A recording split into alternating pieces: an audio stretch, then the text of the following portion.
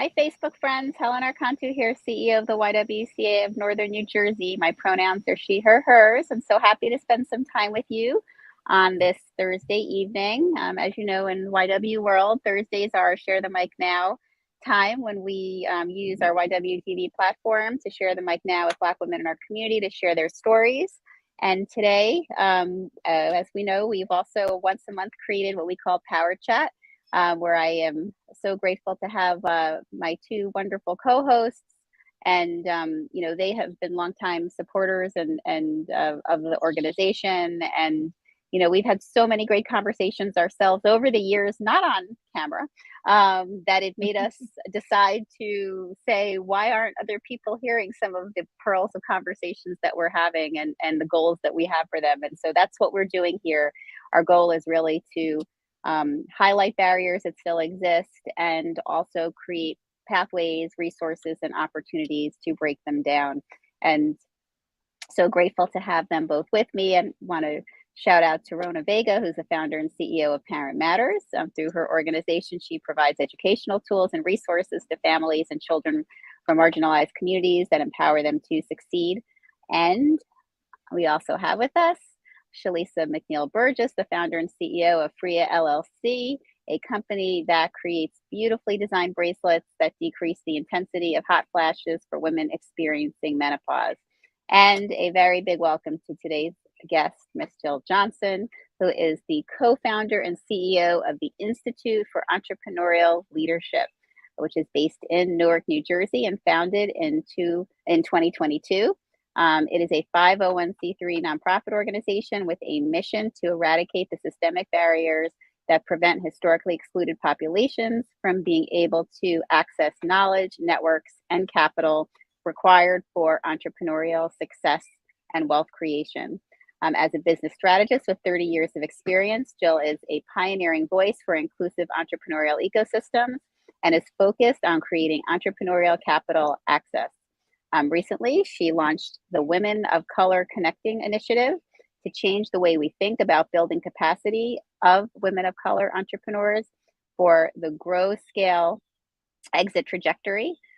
She is also spearheading the Making of Black Angels movement to drive diversity and inclusion within the angel investing sector. She started her career as a financial analyst for Goldman Sachs and Company in mergers and acquisitions. Following that, she joined the family business, City News Publishing, where she wore many leadership hats, including associate publisher of Yes Magazine, a national youth magazine circulated in schools and organizations in over 30 states. In her next professional experience, and one immediately prior to launching her nonprofit, she was the president of On Point Consulting, a strategic business planning consultancy. And as CEO of the Institute, she is responsible for the organization's strategic direction and capacity building. She has successfully won contracts with the New Jersey Department of Labor, the Newark Urban Enterprise Zone, Rutgers Center for Urban Entrepreneurship and Economic Development, and the Greater Newark LISC to provide entrepreneurial training and support services. She is a member of the Women's Forum of New York, the Women's Business Collaborative, and the Harvard Alumni Entrepreneurs. She also serves on the board of the Horizon Foundation for New Jersey and is a member of the America 250 Innovation Science and Entrepreneurship Advisory Council. But there's more that we really have important to share, is that she was also named one of Crain's New York's Business Whole Health Heroes for her work creating pathways for Black and Latinx entrepreneurs, and also named to NJ Biz Power 100 and received the Women Entrepreneurship Award by Berkeley College. In 2020, she served on the New Jersey Restart and Recovery Advisory Council, Main Street Committee, and in the past, she also served on the Red Tape Commission created by the New York City Comptroller Scott Stringer, and was appointed by was an appointee of Mayor Cory Booker when he was in Newark to the Board of Trustees of the Newark Public Library.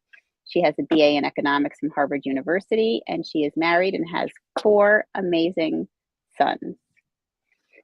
Wow. Welcome, Jill. Wow.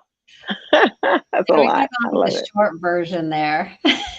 We actually we as my co-host will share, we love the long versions, Oh yeah. because it's just you've done so much, and it's important to know that, important to hear it, and it inspires. It's inspirational to hear it all. Yep. Well, And I'm reminds I'm you how glad. phenomenal you are. And appreciated you are. So thank you. Thank you. I have to jump in here. I gotta say my first accolades and so much appreciation to Jill creating Eiffel and all the work that they've done to help me launch and become the entrepreneur that I am because everyone who knows me before Eiffel, whew, yeah. So thank you, Jill. Thank you and your phenomenal team. And I just want to I have one quick question that's off script. When are y'all bringing Yes Magazine back? And homage to your mother and father for all that they did. I just want to say that just phenomenal. Yes Magazine was really a phenomenal publication, way ahead of its time. Um, it was unfortunately, it was in the days before the internet, really, before you could have a digital platform. But the purpose of it was really around connecting young people, primarily in inner city schools that did not have access to knowledge networks and often the capital. So, there's been this very consistent theme. I certainly didn't know it then. In terms of how I would end up landing, but um, the whole theme of connectivity has really been one that has run through my life, really starting with my parents as business owners and the owners of a newspaper publishing business, and then with Yes Magazine. It was all about connecting people to information, to resources, and enabling people to take control and have the power themselves to move to the next level and toward whatever goals they had for themselves. So, can I ask a question? I know you mentioned your parents. I mean, um, obviously, because of their entrepreneurial experience, it had an impact on you, in terms of your trajectory. Could you talk a little bit about that? I mean, at the YWCA, we really are very focused on supporting, women in entrepreneurial Hmm. opportunities, and specifically in supporting women of color. So we'd love to hear more about that, where that inspiration came from you. Yeah, my parents are people that seem to go where the opportunity was. They're actually from Kansas and Missouri, so Midwest. We did not even, start our journey on the East Coast. Um, they first left Kansas and Missouri to go to Iowa, which is where I was born. That was my father's first job out of graduate school in education. So they went there for an opportunity. We ended up going to New Jersey again in pursuit of opportunity. That's where he got a job after he got his doctorate. Um, my mother has a degree in communications, an advanced degree in communications.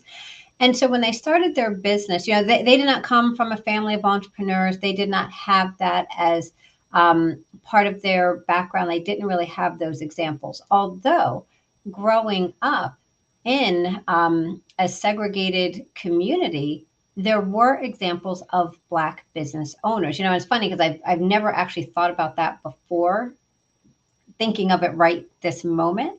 Um, but they did have the examples of people in their community who had businesses and who had thriving businesses because Black people couldn't go anyplace else.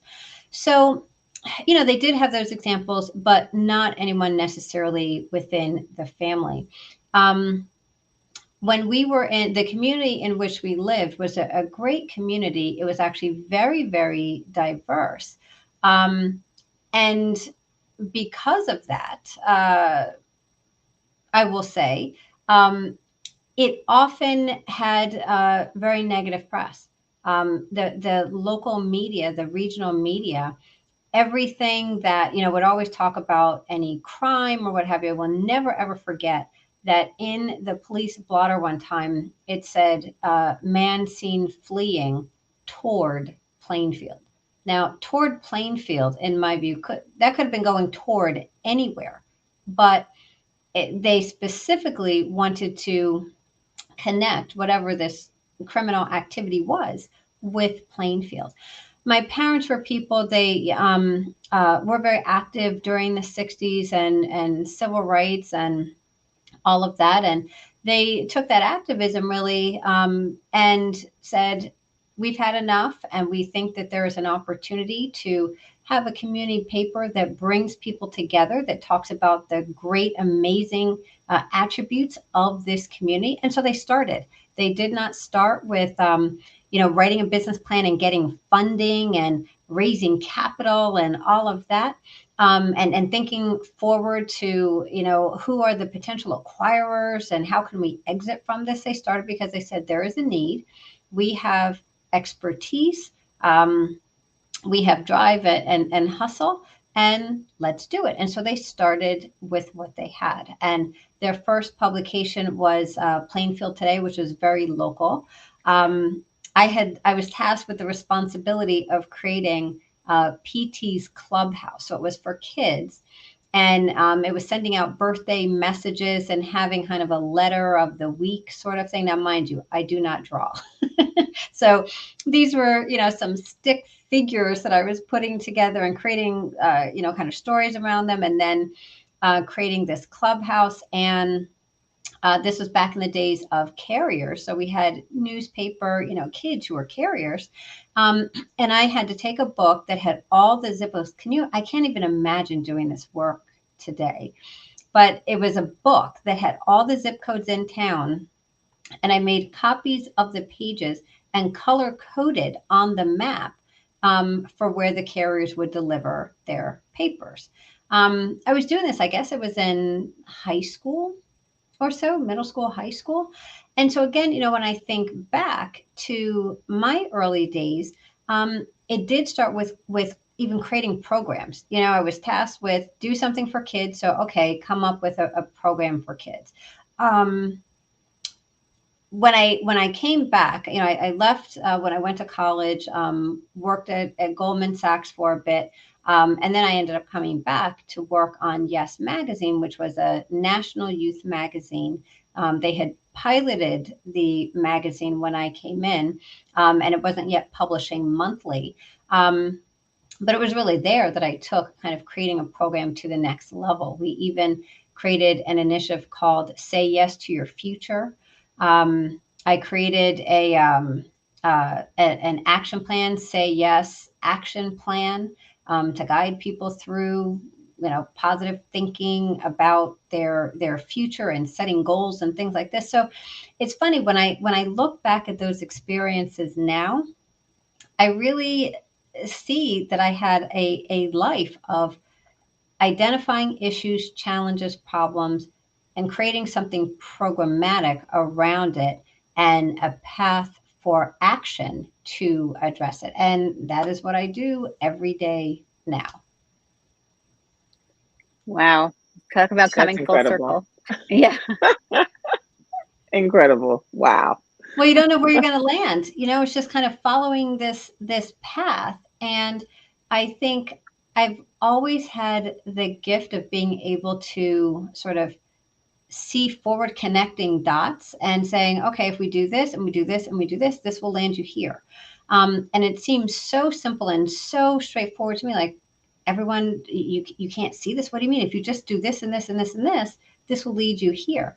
And I've come to realize that that is a gift. My father definitely was a visionary thinker, and it was always kind of this, oh, we can do all of this stuff. And he would always talk about the power of possibility. And that has continued to resonate with me through everything that I've done, and even through how we've raised our children.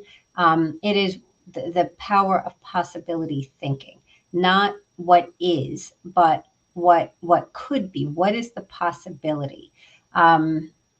And yeah, that definitely is, kind of the North Star when it comes to the work that I do today, because as we all know, and we're here to talk about, there are so many challenges that have been going for so long that are deeply, deeply, deeply embedded in American history and culture that we can't think about.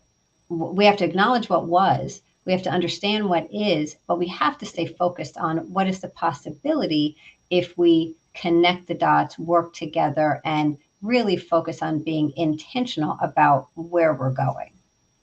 Well, one of our viewers, Amanda Hubbard, is saying that that is a true gift that your father gave you to have that focus on the Yes, power of possibilities. And I couldn't agree more, Amanda. absolutely. Absolutely.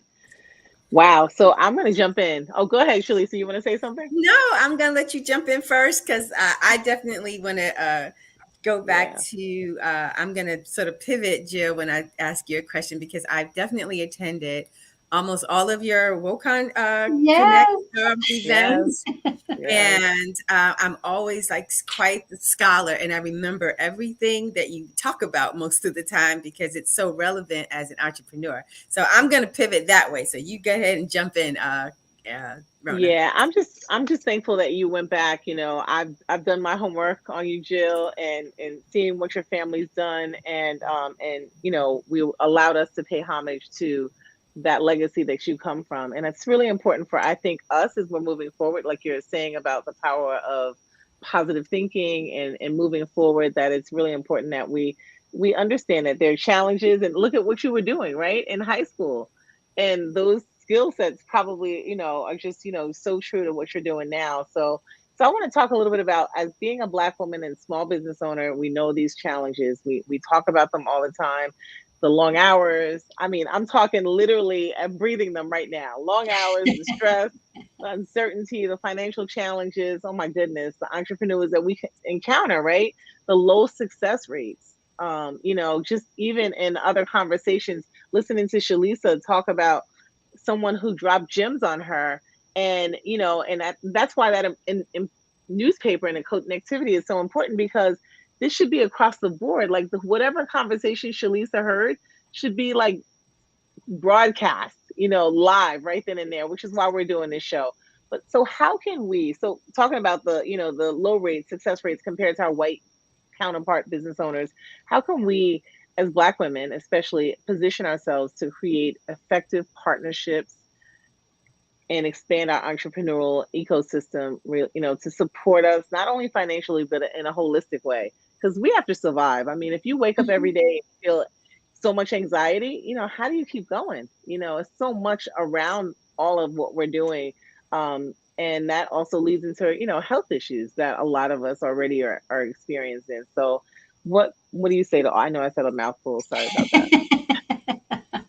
I'll try to address as much of that as I can. I mean, I'm going to be very very honest about my perspective here, because I don't know that my perspective is really the what would be deemed politically correct when we talk about work life balance and all of that. I didn't grow up with that. That's not something that I knew. My parents had a business. My dad was visionary. My mom was operational, right? She got it done. She made sure that all this vision and then some actually happened. And so there were a lot of late nights, and I was with her. My sister did a lot of editorial work, and this was in the days again before you could do a newspaper on the computer. So it was like laying it out, literally laying it out. Um, Taking the waxy kind of material, gluing it down, and driving those big sheets to the press. I remember, 2, 3 in the morning, driving it to the press with my mom, because the paper had to go out on time. When I was at Goldman Sachs, I had my roommate thought I was the best roommate ever because I was home uh, before dark, maybe 5 times in the year that we were living together. My workday started 8, 9 o'clock and didn't end until, sometimes 2 in the morning or so. That was how it was back in those days. So I've always been a person who worked a lot of hours. I can be seen at baseball games. All my four sons all play sports. So, whether it's baseball or basketball, football, if the inning was going on a long time, my kid wasn't up, I might be sending an email because that's what I had to do. But, I have gone to pretty much all of their games. I don't miss things. I make that a priority. But with that, and having the freedom and the flexibility to go to games or do whatever needs to be done for the family, it does mean at times that you have to stay up late working, that you're up early, that you're working, kind of between innings, that you're on the train doing work when other people are just watching movies and, listening to podcasts. You do what you have to do. And I do think that it is very important to take breaks and to just relax and get away. And you need to do things that you love and that you really enjoy. For me, that's walking. So even today, I had 2 calls. I went outside and I was walking around while I was doing that call to get around, right? Again, that's the luxury. I don't have to sit in the office. I can go and walk around if I choose. So, you take those liberties. But I always want to remind people, Black women or other, being an entrepreneur, being a business owner is really, really hard. It's hard for everyone. It's hard for everyone. And most people are not successful with it. So that's not something that is just relegated to being a Black woman. The challenge is that Black women often and people of color, Black people broadly, don't have the same opportunity for success. Failure is widespread across everyone, but very specific groups do not have the same opportunity for success. And that's the issue. That's the problem, right? And we don't have the opportunity for success oftentimes. Why? It's not because we're not as smart, not as innovative. We don't have the ingenuity or the hustle and the drive. It's often because we just don't have the resources, the capital to create the runway for ourselves, right? So a lot of people say, oh, fail forward, make mistakes. That's how you learn. All that stuff sounds really, really nice. But if you don't have money, you don't have money to rebound and recover. You don't have the opportunity for that do-over. That's the power of having capital and having resources. It's not because it's so magical. It's because it enables you to make mistakes and recover. It enables you to surround yourself with experts who can help to guide you and help you navigate the waters, help you to avoid costly mistakes. That's the power in capital. It's not just money in and of itself. It's what it does for you. So, kind of back to your original question about, sort of that work-life balance. I think we have to, I think sometimes people can beat themselves up a little bit about, I work so hard. And then you start feeling badly about that. I should be not working this hard. The reality is, if you are going to be successful and at the top of your game in anything that you do, it's going to require a lot of hard work. You're not going to sleep the same as everybody else. You're not going to have the same luxury as everyone else. There's something that, there are potentially trade-offs, and I don't like to refer to them as sacrifices, because sacrifice generally kind of it connotes that you're giving something up that you don't want to give up, right? Trade-offs or identifying your priorities means that you are putting that which is the most important thing to you in that moment. That's what is your top priority. So if your top priority at the time is having dinner with your family, have dinner with your family and enjoy it. If your top priority is going to your kids' sports, go to your kids' sports. And when you need to buckle down and get that work done, you buckle down and get that work done. I have 4 kids, who, in the introduction, I do have it in my bio. They are absolutely amazing and wonderful. Having the conversations with them about, hey, I'm not going to make it to your school Halloween party, no issue. You don't have to be at everything. I think with as women, that's one of the things we really do have to. We have to have that reckoning within ourselves about what our level of comfort is with managing that. If you are a parent that for you, it is right to be at every single thing, every holiday party, be the class parent, all those things, you might need to reset your expectations about your business and your ability to, grow your businesses quickly. But that's okay. If you're focused on growing your business faster, you have the conversations with your kids, and that's okay too. We just have to identify for ourselves what makes us tick. That's great advice. Awesome. I love that. Amazing advice, because as an entrepreneur, I'm lucky that my kids were adults and out of college by the time I decided to take this crazy journey. But you don't even look like you would have kids in college, so I don't know what you're talking they about. are grown adults with kids of their own. I am a grandma, but and I'm just grateful for good genes. That's the genetic structure. But Jill, like I said, I've been to your conferences for a couple of years. Always have met like dynamic people there. But I got like a 2-part question. So the one, did you come to the Vocon Summit in 2019? I think you've been there. I've been there almost from the beginning. Yes. Yeah, exactly. I was with the late Jeff Hamer. He was one of my advisors. Oh my gosh, yes. And he was like, Shalisa, I really want to bring you to this conference. And I was brand new. I was green then. I didn't have product, but I had drive. And he saw that, and I really was grateful for that. But I'm a gleaner of information. In this last conference, you said something really poignant to me. You said, I've decided to rethink saying that, entrepreneurs should go to their friends and family first and get that first level of investment, because I realized that a lot of them don't have friends and family that can give them $50,000, $100,000.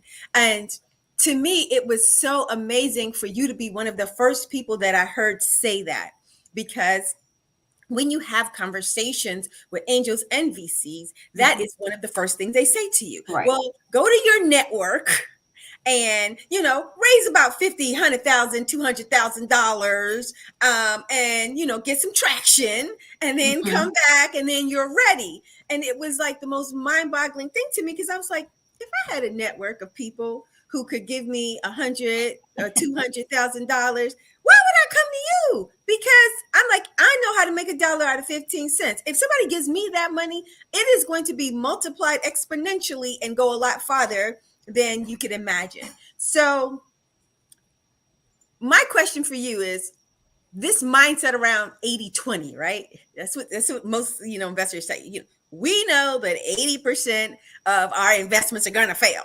Mm-hmm. So we hope that the 20% that we think are going to do well are going to make up for that 80% loss. Yeah. Yet we also know that women-owned enterprises, and to your point, women in general, Black women included, they seem to have much better stats in terms of how long they stay in business, how successful they are in business. Like, they are doing way better than this 80-20.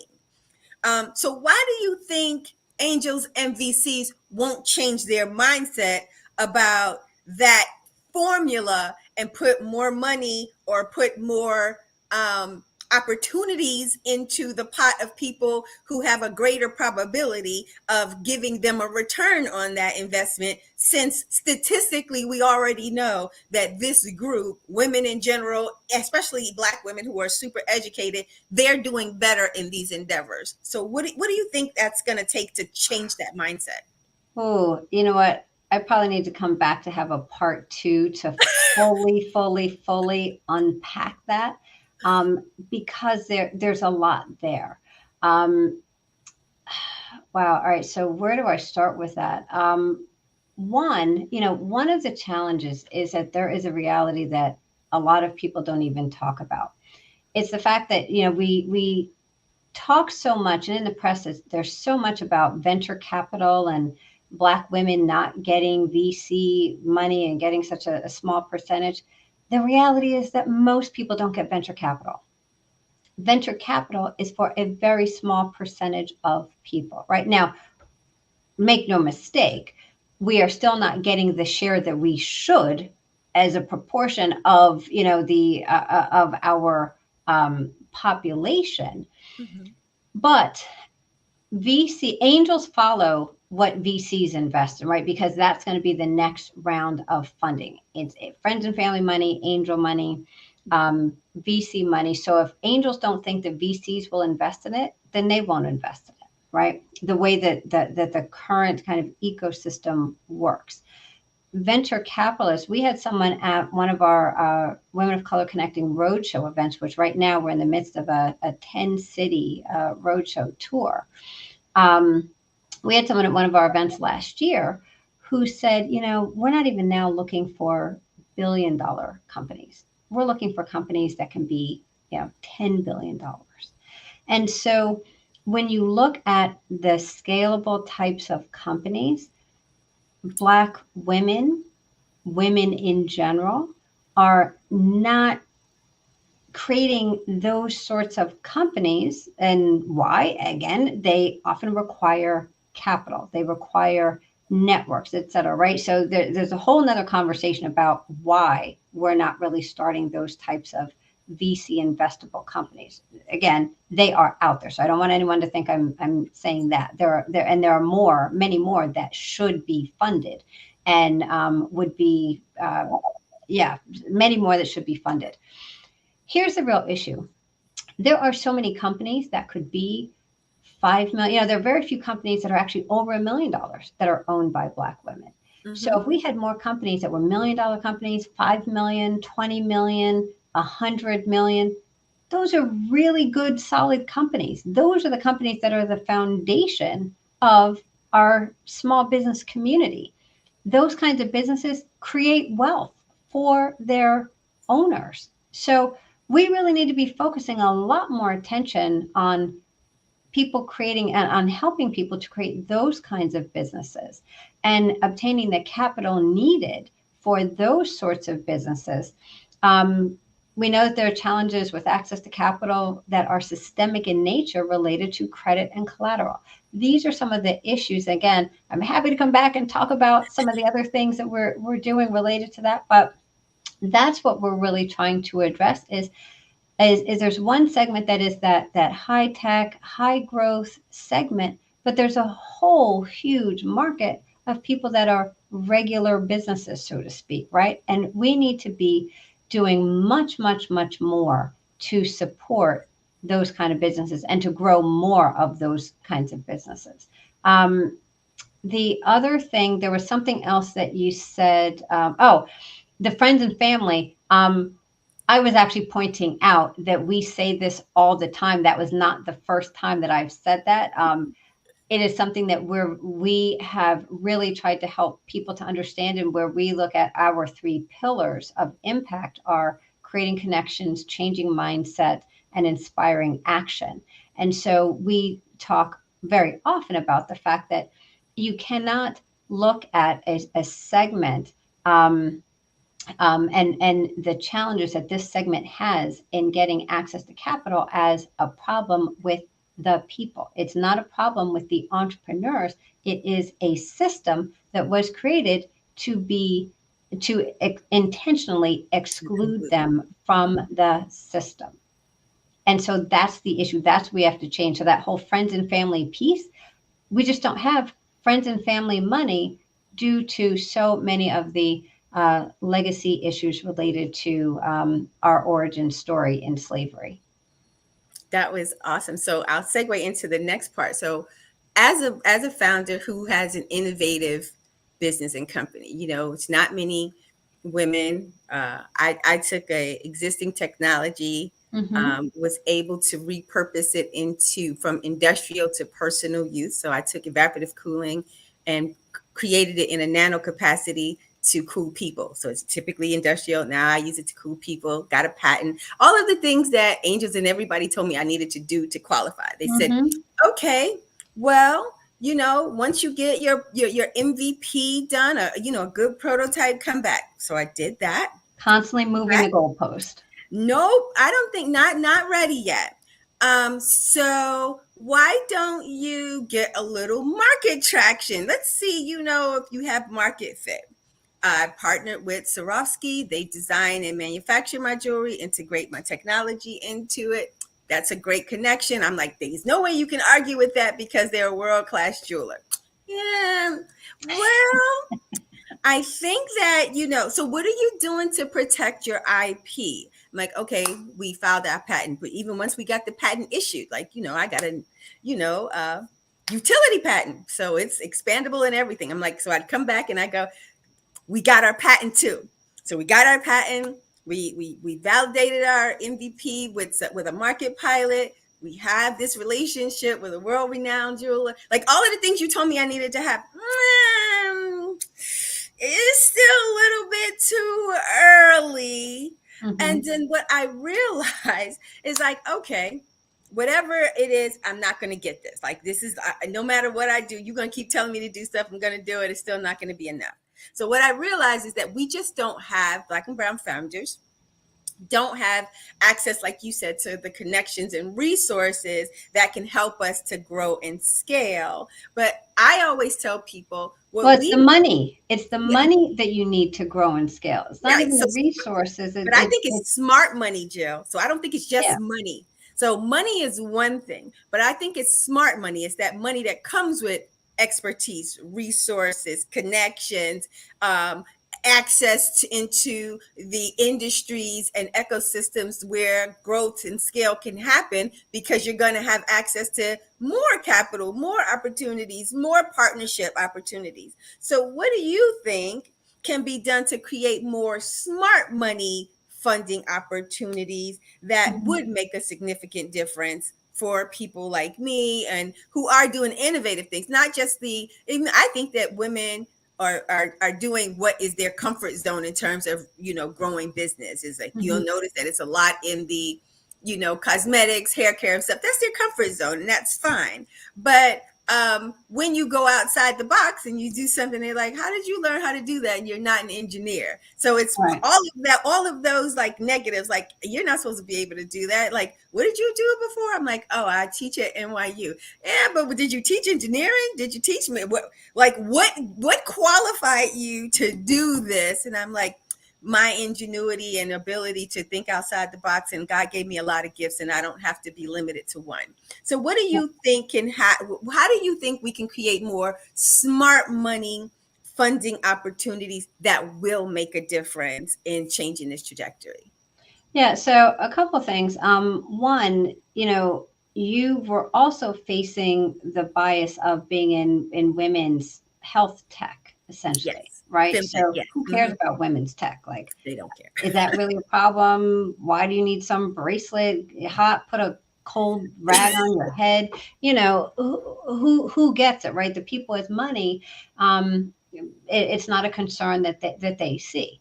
So the other thing is, I agree with the narrative about smart money is better. But there are a whole lot of people who have received money that is not smart, and that not smart money has helped them to get to the next level. So I don't want to get caught up in a narrative about smart money, not smart money. Founders, entrepreneurs need money and need capital, period, right? One of the things that we focus a lot on, as I said, as our first impact pillar, is creating connections. No one is going to invest in someone who they don't know, right? And it's that know, like, trust relationship. And however you develop that, the challenge for us often is that those know, like, trust relationships for people from resource-rich communities, and I don't even like to say, this is what white men have. I think that's too broad. It's resource rich communities, people in very specific areas of the country, in very specific circles, that are the ones able to, kind of write something on a napkin and get funded, right? Mm-hmm. But why can they do that? Because they have the relationships with the people that they're going to, who will say, hey, I know you're really smart. You're a great guy, or maybe you're not even that smart, but I like you and I have that disposable money. So I'll take a bet on you. It's not that big a deal. I'll write you a check, right? If you had, if your kids, or maybe one of your kids' friends came and said, hey, I have this idea, you would be inclined to write a check. Hey, I'll, write this check, see what you can do with it. And it's all good, right? Because there are those relationships. We are not connected to enough people and have those deep relationships that can write those checks like that, right? The checks just on, hey, I like Rona. I like what she's doing. We played tennis together, and, I think there's something there, or what have you. Now, where I see we sort of have it wrong, the general ecosystem has it wrong, is that the ecosystem puts it on us to go out, pound the pavement, try to work your way into these networks, try to go to pitch events and all these different things to meet people who really don't want to talk to you, right? Mm-hmm. What we're trying to say is, look, for those of you who say that you care, that you're in these resource-rich communities, you're on the inside, and you say that you care about DEI, it's your responsibility. If you are a person, again, who claims to care about inclusion, you have to go out and be more inclusive. You have to go out and expand your network. Go to where the people are who you say you want to help. If you're just sitting there saying, hey, okay, yep, we're open for everyone, I'm happy to help, and I just sit here and I do no outreach, I'm not really serious about that. And so that's the challenge, is that we have a lot of people who say they care about it, yet they are really not doing anything about it. They're not, when they have the opportunity to buy from a Black business owner, they're not doing that. When they have the opportunity to take someone to an event with them, to have someone play golf with them at their country club, who are you inviting in who would not ordinarily be in that room? And so we really are trying to flip the script and say, look, investors, allies, executives, people who are in the rooms, who have the ability to open any door, that's what you need to do. It's up to you to be the ones to open a door. I'm so glad that you said that, and I just want to make sure that those that are watching that look like me really heard that, because that's really where we step in, and that's our role here. So please make note, and I appreciate you saying that, Jill. And also I want to thank Jessie Lee is sharing what a great conversation that we're having, and is clearly inspired. Well, fun to have it. Lots to talk about. There is a lot to talk about, and the time goes quickly, unfortunately. But you gave us so much in this short amount of time, and clearly there's always more for more conversation. And for our viewers, please stay connected to Jill. You can be connected to her organization and her work through her website, which we have on the screen and in the comments for you. Also to follow her on her social media platforms. And obviously, there's a lot of great programs and coming that she's connected to. You'll see Shalisa there, I know for sure. It sounds and like, Rona. And Rona. Yes, Shalisa, you need to be back out there. It's a bit of a different environment. There are some more people that are recognizing that women's health is very important, and some groups that are specifically funding women's health, but it really is about getting out there and making those connections. And you might not be right for the 5 VCs that you talk to, but you may be a fit for the next 3 that you meet, or for a group of angel investors or individuals. And that's what we're also saying, is individuals. It's important for people who have any sort of financial resources. You don't have to be investing $1 million. If you have $20,000 of disposable income, you can be an angel investor. You know, you have to meet the accredited investor criteria, but you have the ability to, you know, write checks for 2,000, 3,000, 5,000, 10,000, and those pooled with other angel investors can make all the difference in the world. Exactly. That's Exactly. Thank you so much, Jill. Like, I knew that this conversation was going to be dynamic. I'm so happy that we had the opportunity, Thank and you for having I me. just want you to know, I'm like, when I'm at this event, I am taking notes, I am making connections. I've definitely been able to glean some really great advisors, but I'm really happy to have had the opportunity to talk to you directly. Would love to talk to you again offline if you don't mind. Yes, yes, absolutely. absolutely. So Absolutely. I'm going to say, you know, I don't know how much more time we have, Helen, but I just want to make sure Jill lets everyone know what IFL does. And if we could just take a few more minutes to make Yes, sure they yeah, and know I also and exactly let us what the know Institute and yes, does. and also what as you're doing that too and closing us out, let us know any upcoming events that we should make sure that our entrepreneurs note on their calendar so that they can be there. Yeah, Yes, and please absolutely. mention the hackathon, the Moving You Ahead hackathons as well. So Yeah, okay. So let me see if I can sum this up because we do take a very comprehensive, holistic approach because we look at the overall entrepreneurial ecosystem and say, hey, here's something that needs to be addressed. And so we identify a way to address it.